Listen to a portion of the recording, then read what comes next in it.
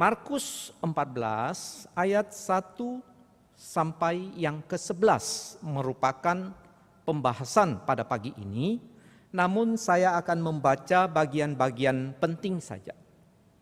Kita membaca ayat 1 sampai ayat yang kedua. Hari raya Paskah dan hari raya roti tidak beragi akan mulai 2 hari lagi.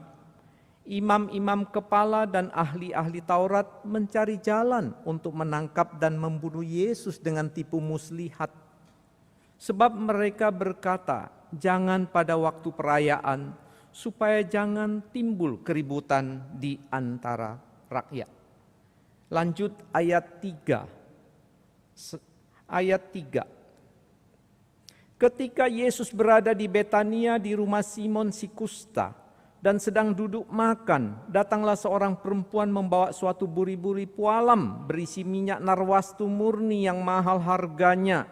Setelah dipecahkannya leher buli-buli itu, dicurahkannya minyak itu ke atas kepala Yesus.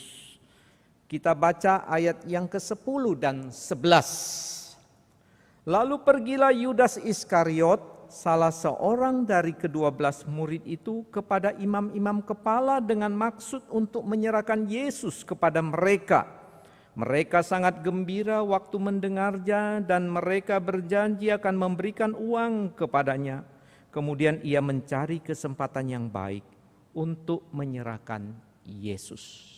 Berbahagia setiap orang yang mendengar firman serta yang melakukannya. Saudara sekalian, akhir-akhir ini masyarakat sering diombang-ambingkan oleh beragam informasi di media sosial.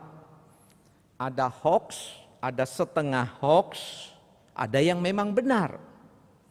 Nah saudara, saya melihat di grup-grup baik itu jemaat atau pengurus, majelis, dan juga grup hamba Tuhan sering menjadi bingung.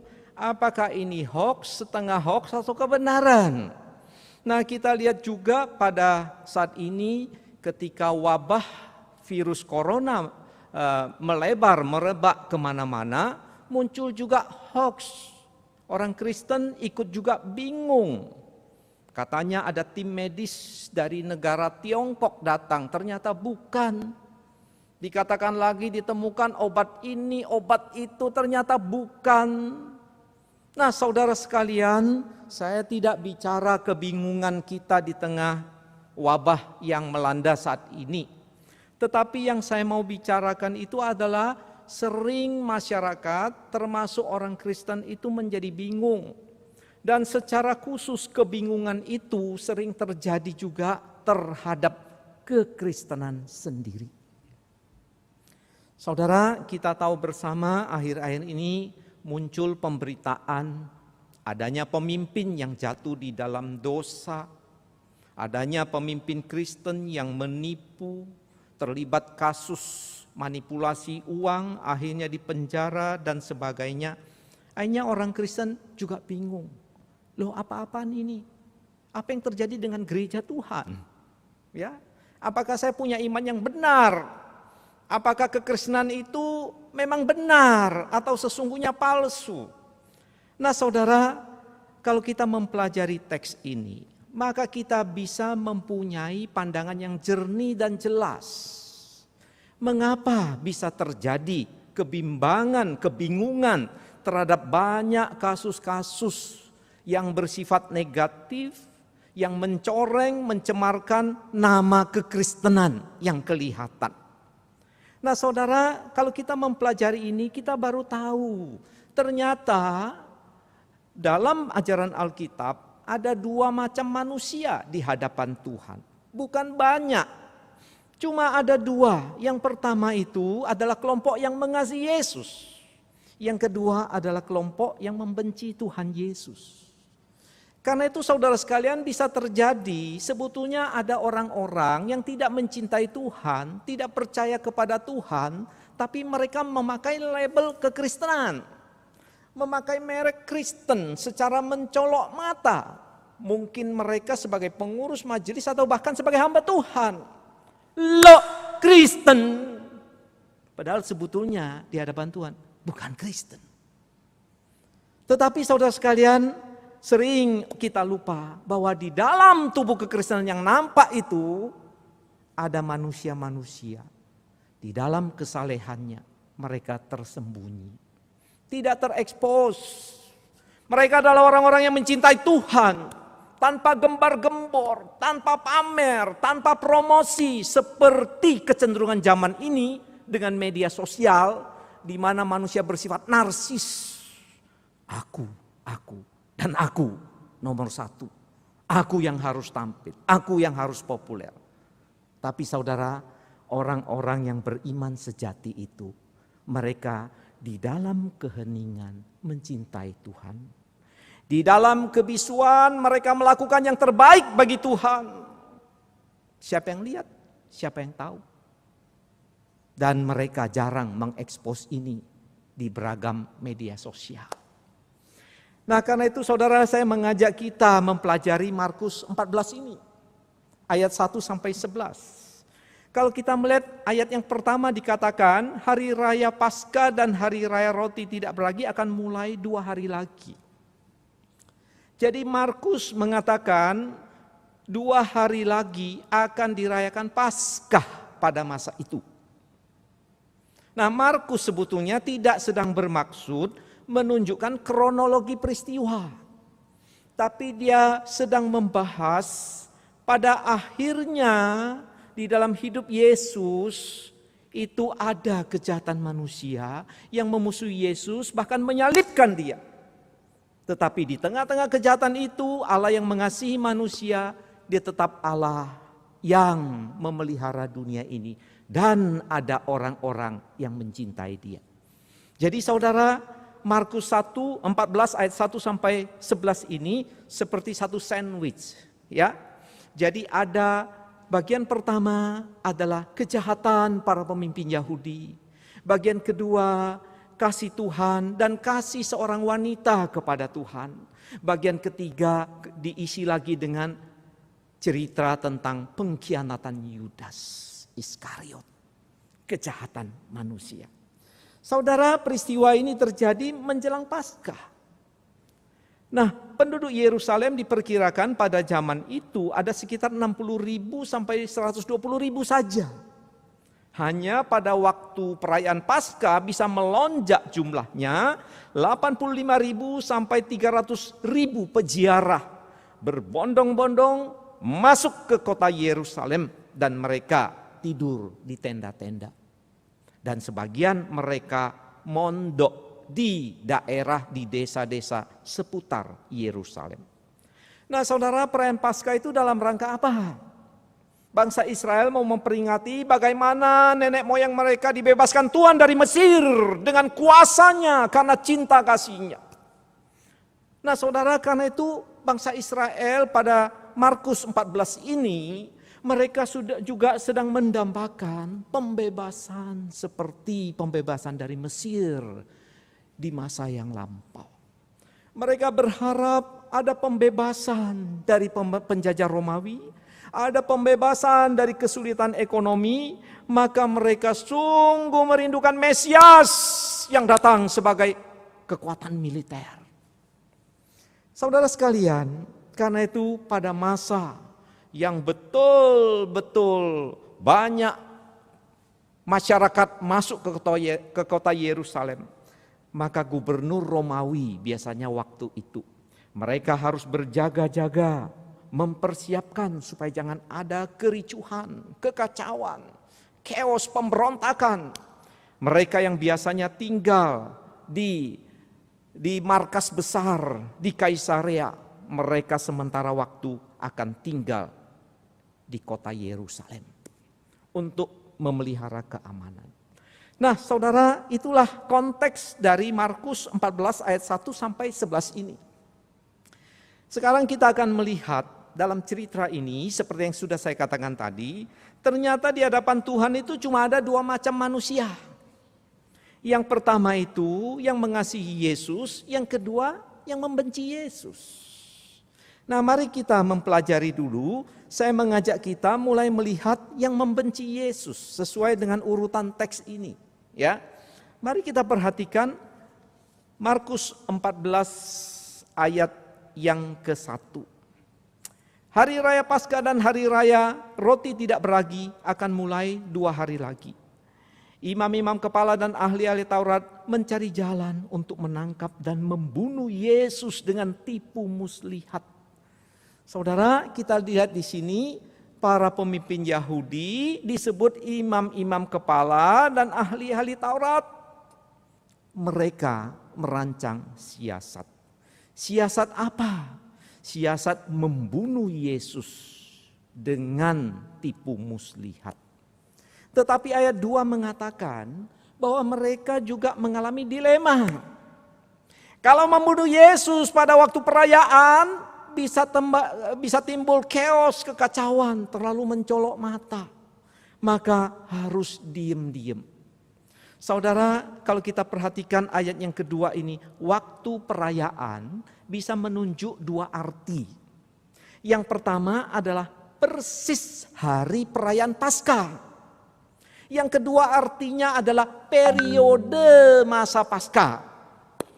Jadi bagi para pemimpin Yahudi, mereka berharap begini, jangan kita menangkap Yesus membunuh dia, tetapi biarlah perayaan Paskah, masa perayaan Paskah ini berlalu, setelah itu baru kita jerat Yesus, tangkap, bunuh dia. Masyarakat sudah tidak peduli karena mereka sudah pulang ke rumah mereka. Nah saudara, itulah rancangan jahat mereka. Tetapi kita melihat di sini saudara sekalian, ternyata Allah adalah Allah yang berdaulat. Umat manusia di dalam pemeliharaan Allah, kedaulatan Allah tidak bisa dihalangi oleh kejahatan dosa manusia. Kita melihat providensi Allah yang luar biasa.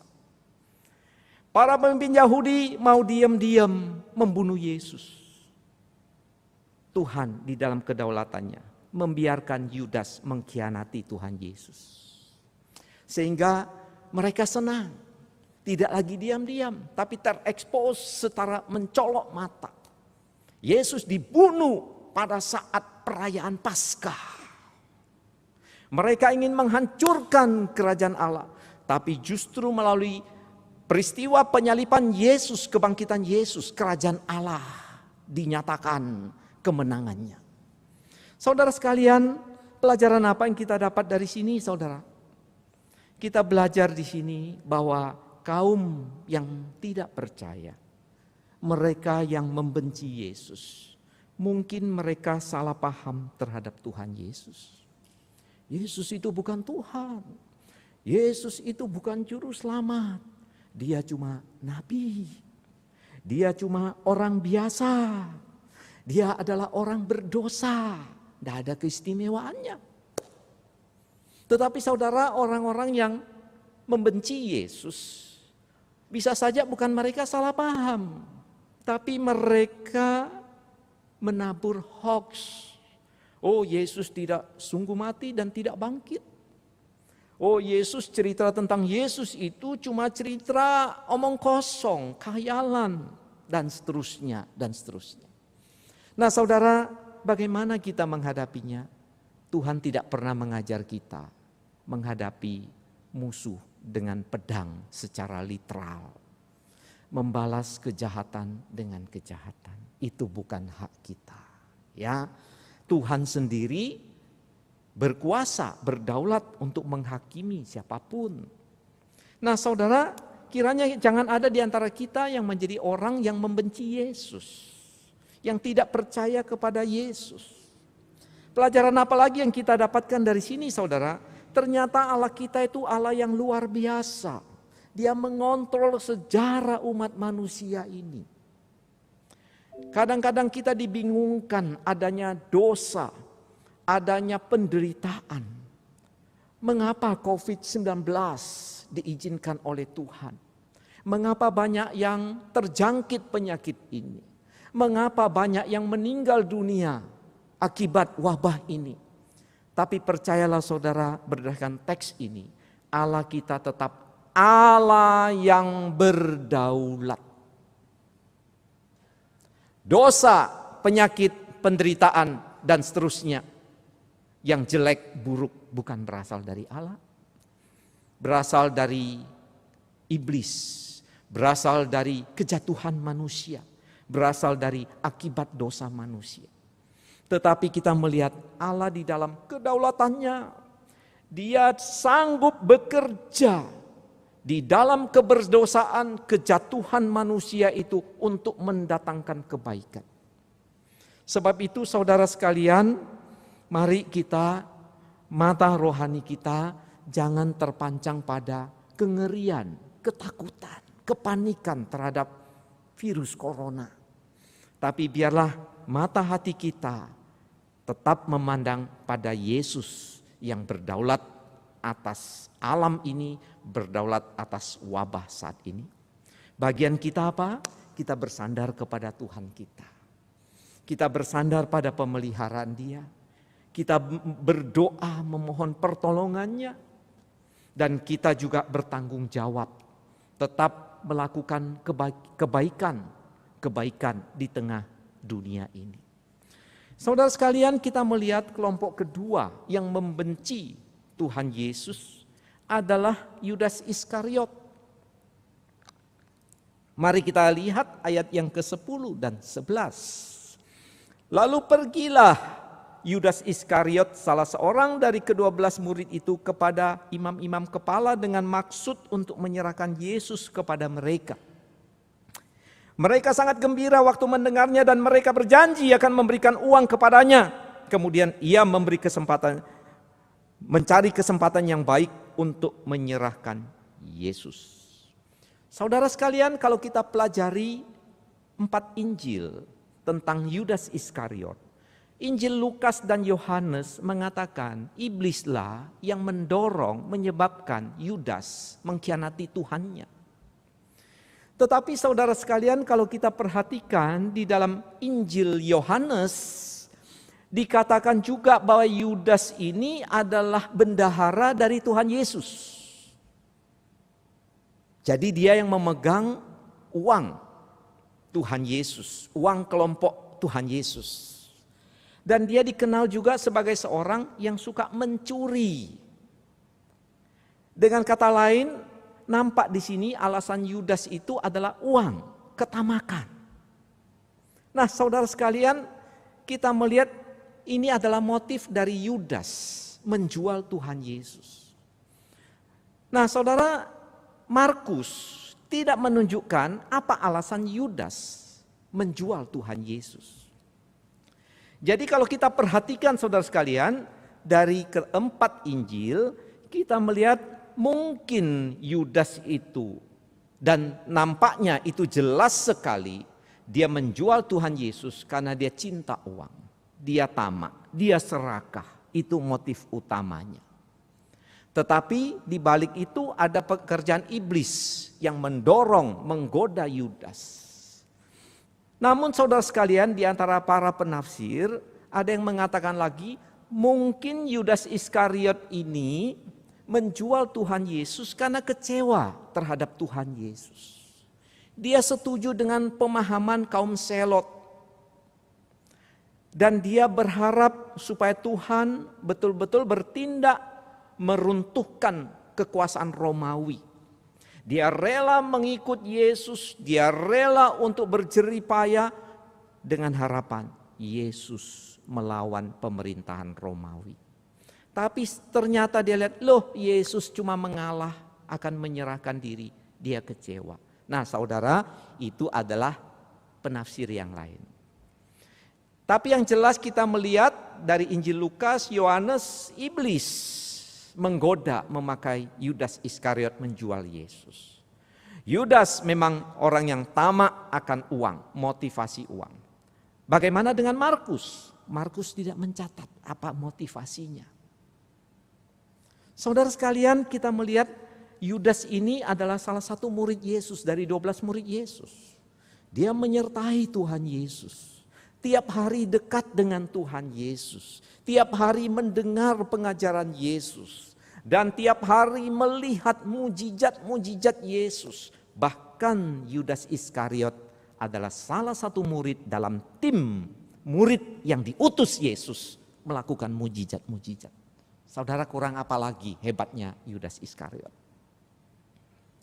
Saudara, kita melihat di sini kembali seperti yang saya katakan, Markus tidak menunjukkan apa motivasi Yudas menjual Yesus. Pelajaran apa yang kita dapat di sini, saudara sekalian? Nah, kita dapatkan di sini tipe orang yang membenci Yesus, orang yang tidak percaya Yesus adalah tipe manusia yang nampak sebagai orang Kristen, tapi sebetulnya dia Kristen palsu. Nampak sebagai orang Kristen, dari keluarga Kristen, nenek moyangnya Kristen, orang tuanya Kristen, dari kecil sudah Kristen, dari kecil sudah ikut sekolah minggu. Saudara sekalian, tapi ternyata adalah Yudas Iskariot. Menyebut nama Yesus, mengikut Yesus secara lahiriah, tapi tidak pernah beriman kepada Yesus. Itu Yudas Iskariot. Karena itu saudara sekalian, kita harus hati-hati. Jangan pernah bangga. Kita dari keluarga Kristen, pernah jadi pengurus gereja, menjadi majelis gereja, bahkan sebagai hamba Tuhan. Saudara sekalian, mengikut Yesus berarti mengalami kelahiran baru. Mengikut Yesus berarti percaya kepada Yesus. Bukan cuma sebatas mengaku. Bukan sebatas lahiriah. Bukan sebatas yang nampak. Karena itu saudara, mari kita mengevaluasi diri kita. Kapan saudara mengambil satu keputusan, Tuhan, saya percaya Engkau. Tuhan, saya terima Engkau sebagai Tuhan Juru Selamat saya di dalam hati. Saudara, kita harus clear, jelas. Menjadi orang Kristen. Menjadi pengikut Yesus. Bukan menjadi pengikut-pengikut yang palsu. Yang hanya lahiriah, yang hanya nampaknya saja. Saudara, pelajaran apa yang kita dapatkan lagi dengan tipe orang yang tidak percaya yang membenci Yesus, yaitu Yudas Iskariot? Markus tidak memberikan motivasi dari Yudas Iskariot. Ini mengajarkan kita saudara, Yudas Iskariot dan nanti diikuti oleh murid-murid yang lain juga menyangkal Tuhan Yesus. Berarti apa saudara? Saudara dan saya, biarpun kita sudah percaya Yesus, dalam hidup praktis keseharian kita, kita bisa menjadi orang yang menyangkal Tuhan Yesus. Saudara, ini jadi peringatan bagi saudara dan saya. Mengikut Yesus, tapi kita bisa menyangkal Dia dalam kehidupan keseharian kita. Dalam kehidupan praktis. Memang Yudas Iskariot bukan umat pilihan. Maka dia kebablas. Mengambil langkah bunuh diri. Petrus menyangkal Tuhan Yesus juga. Tetapi Petrus berbalik, bertobat. Nah, karena itu saudara, ini menjadi satu refleksi bagi kita sekalian. Bahwa mari mengikut Yesus bukan menjadi Kristen yang palsu. Sudah terlalu banyak saudara di dunia kekristenan, di dalam gereja, Kristen-Kristen yang palsu. Pelajaran apa lagi yang kita dapatkan di sini saudara sekalian? Kita dapatkan di sini bahwa kita semuanya sebagai pengikut Yesus. Yang sudah percaya Yesus, kita rentan juga jatuh dalam dosa. Saudara, beberapa waktu lalu ada hamba Tuhan yang jatuh dalam dosa. Ada peristiwa di luar negeri juga hamba Tuhan yang jatuh dalam dosa. Nah, sebagian orang suka posting di grup. Duh, ini loh, jelek elek loh, saya ini loh ciami. Saudara, hati-hati ya. Kita jangan biasakan diri mengekspos kejahatan. Alkitab tidak mengajar kita begitu, ya. Kita jangan menyombongkan diri. Dia ini jatuh, aku ini hebat loh, ndak jatuh dalam dosa. Siapa bilang, saudara? Paulus mengingatkan, hati-hati ketika engkau menganggap dirimu kuat. Saudara, tentunya kita bukan berarti memaafkan dosa. Bukan berarti kita senang ada orang Kristen, ada tokoh Kristen yang jatuh dalam dosa. Tapi kita seharusnya ikut prihatin. Sambil kita mawas diri, sambil kita mengevaluasi diri, supaya kita betul rendah hati. Mohon belas kasihan, mohon kemurahan Tuhan. Ya Tuhan, supaya saya boleh kuat, boleh tetap setia mengikut Engkau. Saudara, tanpa Tuhan dan firman-Nya, engkau dan saya tidak mungkin kuat menghadapi godaan, pencobaan, tantangan dalam hidup ini. Ya. Saudara sekalian, manusia itu bisa nampak siapa dia sesungguhnya pada waktu ada kesulitan, bencana. Yang kedua, pada waktu dia di dalam kemewahan, kesuksesan, popularitas. Nampak di situ. Apakah engkau dan saya masih mengandalkan Yesus dan bersandar firman-Nya atau tidak?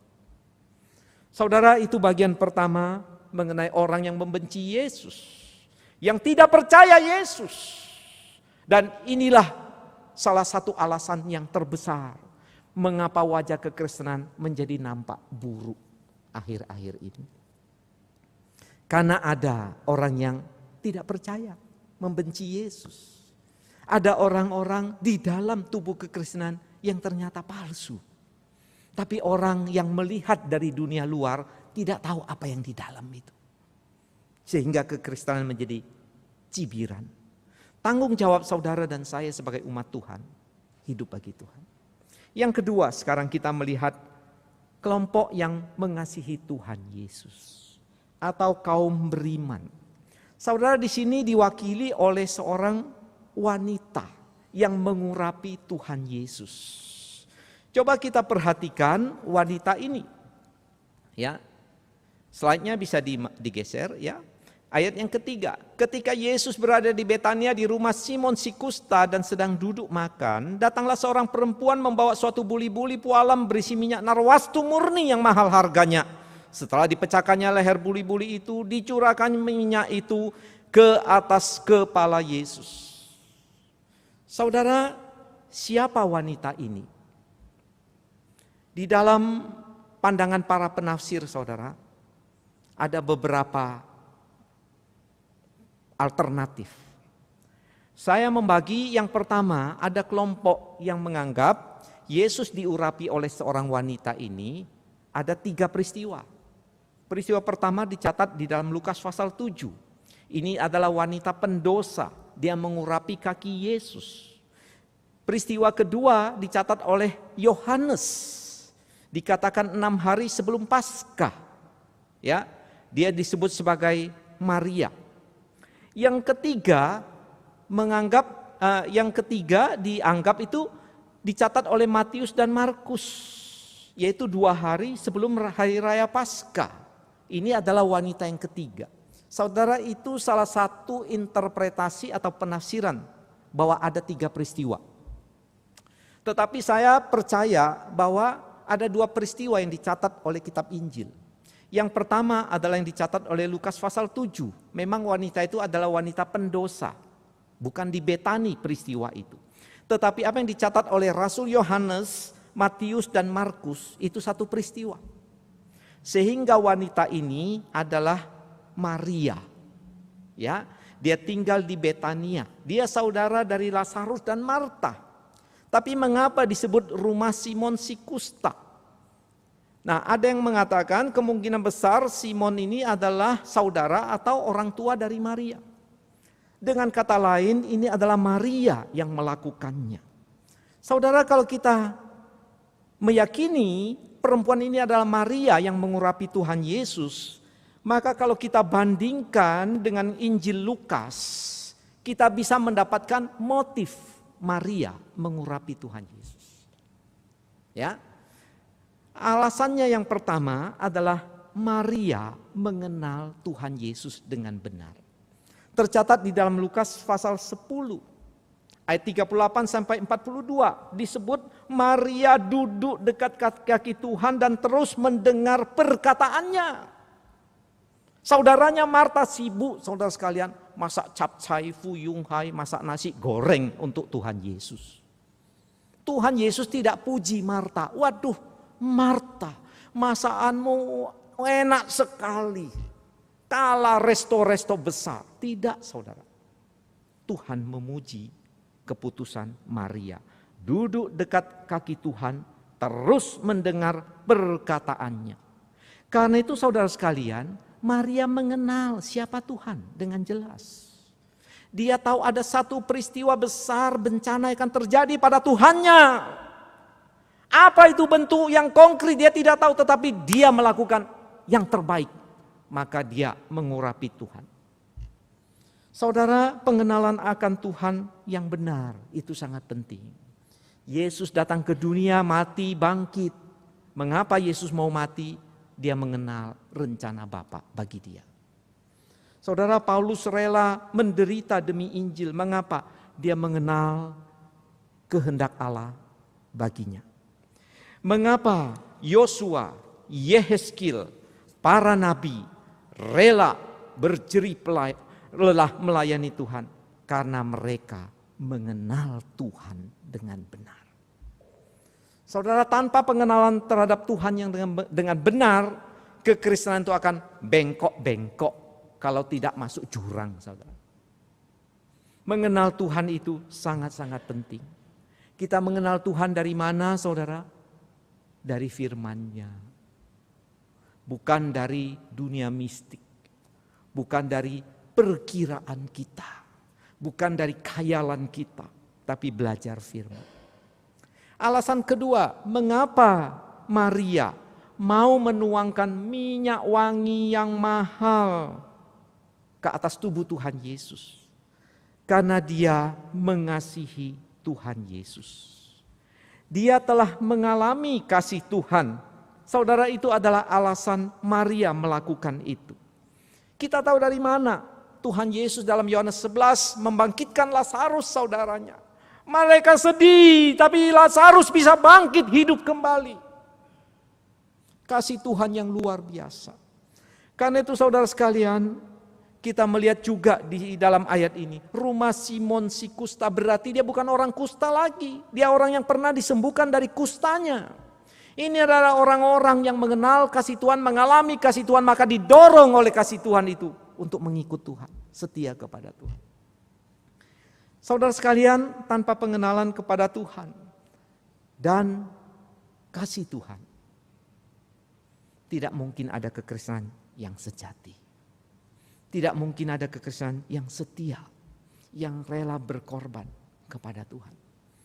Saudara, gereja saat ini krisis dengan orang-orang yang mengenal Tuhan, mengasihi Tuhan.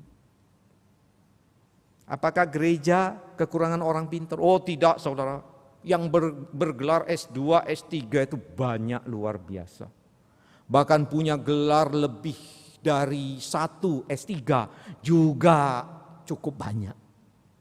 Mungkin kalau ada S4, S5 sampai S10 mungkin tetap ada saudara Kristen yang demikian.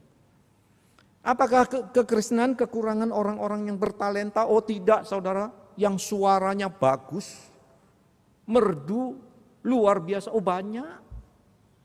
Orang-orang cerdas, orang-orang yang kaya, oh banyak saudara. Tetapi coba hitung dengan jujur.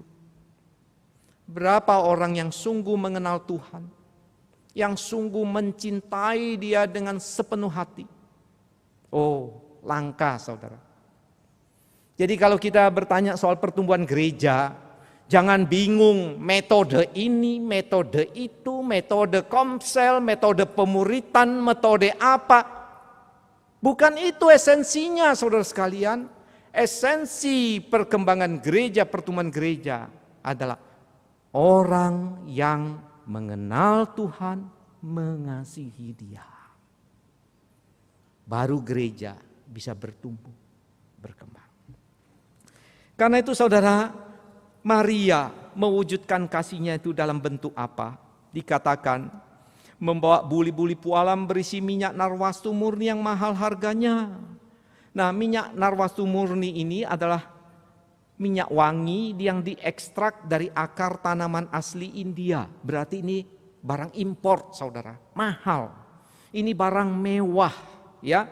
Dan ini biasanya untuk mengurapi orang yang mati, maka dia mempersiapkan kematian Yesus. Dan ini juga dipakai untuk perayaan-perayaan pernikahan. Dan minyak wangi narwastu ini, saudara, bisa menjadi semacam harta keluarga. Dari mama mewariskan kepada anak perempuannya. Jadi ini merupakan harta, saudara sekalian. Dan dikatakan harganya berapa? Oh, luar biasa, 300 dinar lebih. Itu berarti upah pekerja selama 1 tahun. Saudara, kalau upah pekerja 1 tahun, misalnya gajinya 1 bulan 2 juta saja gitu ya. 1 tahun berapa, saudara? 10 bulan sudah 20 juta. 1 tahun 24 juta. Waduh, minyak wangi 24 juta ya. Saudara coba pergi ke toko yang penjual minyak wangi. Saya mau beli minyak wangi yang harga 24 juta. Mungkin gak ada ya kalau di negara kita. Gak tahu lagi di tempat lain, saudara. Dan mungkin minyak wangi yang harganya puluhan juta itu semprotnya hati-hati, betul enggak ya? Curut 1 kali, curut 1 kali, enggak boleh banyak-banyak. Tapi kita melihat Maria bagaimana. Dia pecahkan kepala buli-buli, itu berarti itu adalah totalitas, enggak bisa diperbaiki lagi. Itu keseluruhannya dia berikan kepada Tuhan Yesus.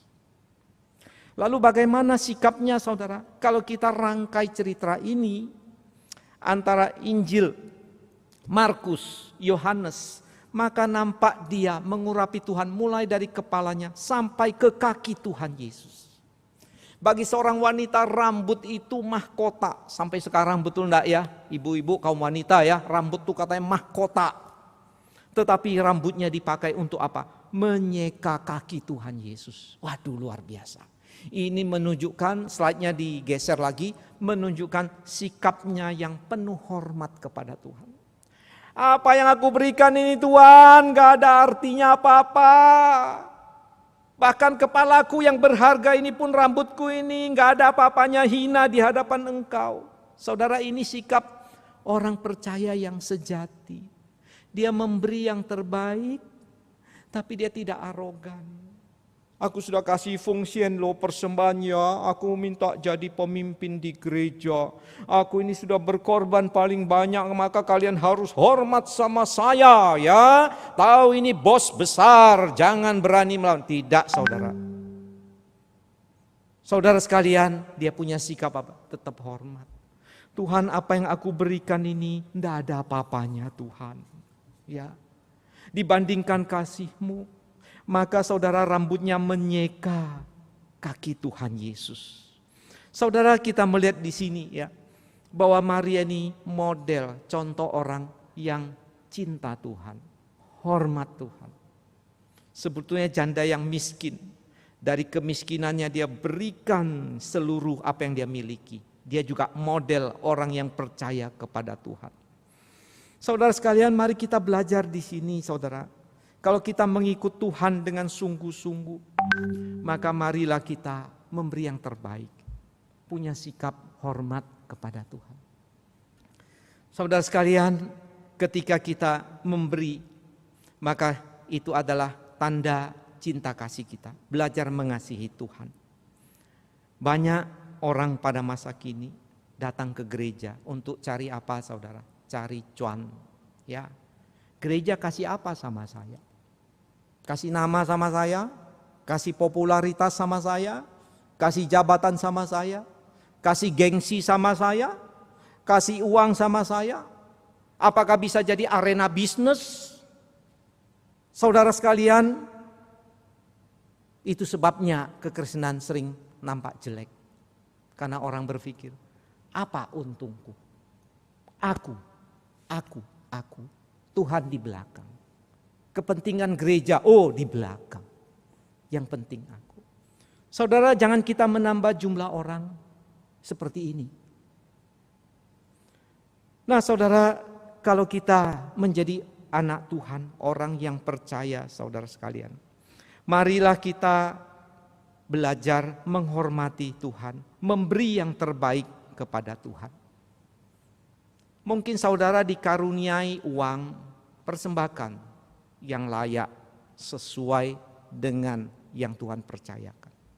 Tuhan percayakan kita harta, Tuhan percayakan kita talenta, lakukan yang terbaik pada Tuhan. Masing-masing kita Tuhan berikan talenta, karunia. Saudara, semuanya itu bukan kita menjadi orang yang egosentris, tapi belajar mengasihi Tuhan, melayani Dia. Saudara, di tengah-tengah zaman ini, khususnya di tengah-tengah bangsa kita, sedang juga bersedih karena adanya wabah virus corona.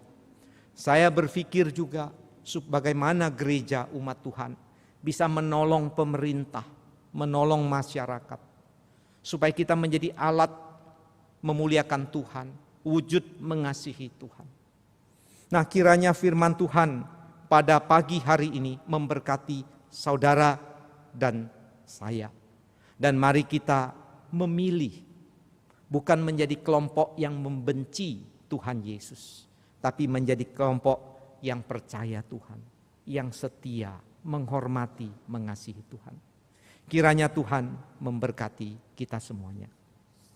Mari kita masuk pada saat hening. Kita berdoa secara pribadi di hadapan Tuhan.